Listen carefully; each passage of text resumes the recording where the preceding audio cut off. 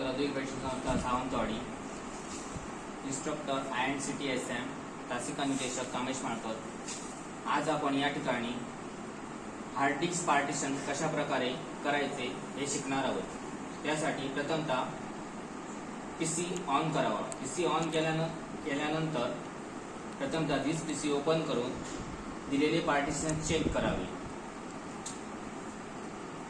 SRC, SRD, SRE दिलेले partition 152 GB free of 237 GB म्हणजे 237 GB पैकी 152 GB स्पेस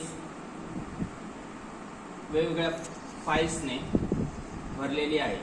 त्याचप्रमाणे या ठिकाणी 920 GB free space of 928 GB। आता या ठिकाणी आपण दिलेल्या हार्ड ड्राइव्ह डिस्कचे पार्टिशन कशा प्रकारे करायचे हे शिकणार आहोत। त्यासाठी प्रथमतः धिस पीसी या आयकॉनवर क्लिक करावे, राईट क्लिक करावे व शो ऑर मोर ऑप्शन मध्ये जाऊन मॅनेज या ऑप्शनवर क्लिक करावे। मॅनेज या ऑप्शनवर क्लिक केल्यानंतर डिस्क मॅनेजमेंट या ऑप्शन मध्ये जावे। त्यानंतर आपण दिलेली स्पेस चेक करावी। फॉर एक्झाम्पल SRD या ठिकाणी स्पेस आहे 465 GB। त्यानंतर त्या ठिकाणी राईट क्लिक करावे आणि श्रिंक व्हॉल्यूम या ऑप्शनवर क्लिक करावे। श्रिंक व्हॉल्यूम या ऑप्शनवर क्लिक केले असता दिलेल्या पार्टिशनचा ऑप्शन येतो। त्या ठिकाणी आपल्याला माहित असलेल्या नुसार 1 GB म्हणजेच 1024 MB।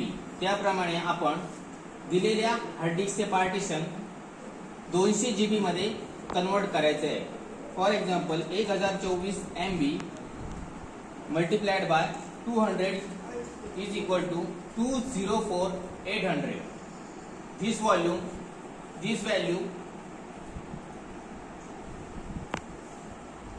show in 204800 and shrink the volume.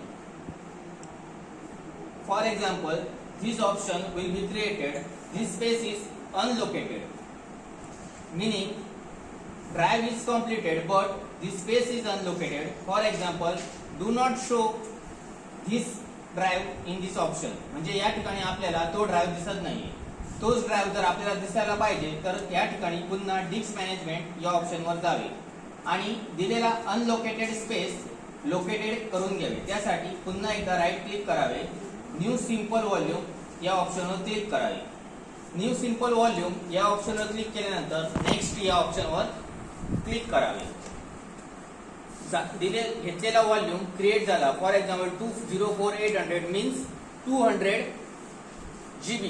So next, click on the next. Assign the following drive letter. म्हणजे आपल्याला त्या ड्राइव्हला जे लेटर द्यायचे आहे ते लेटर आपण चूज करावे। सपोज आपण या ठिकाणी FA लेटर चूज केले। त्यानंतर नेक्स्ट या ऑप्शनवर क्लिक करावे।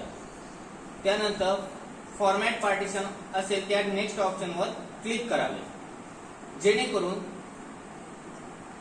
दिलेली स्पेस अनलोकेटेड स्पेस लोकेटेड होईल। फिनिश या ऑप्शनवर क्लिक केल्यानंतर स्पेस इज लोकेटेड। आपण केलेले पार्टिशन योग्यरित्या झाले आहे की नाही हे चेक करण्यासाठी पुन्हा एकदा आपण दिस पीसी या ऑप्शनवर क्लिक करावे। दिस पीसी या ऑप्शनवर क्लिक केले असता दिलेलं ऑप्शन केलेले पार्टिशन या ठिकाणी आपल्याला दिसेल।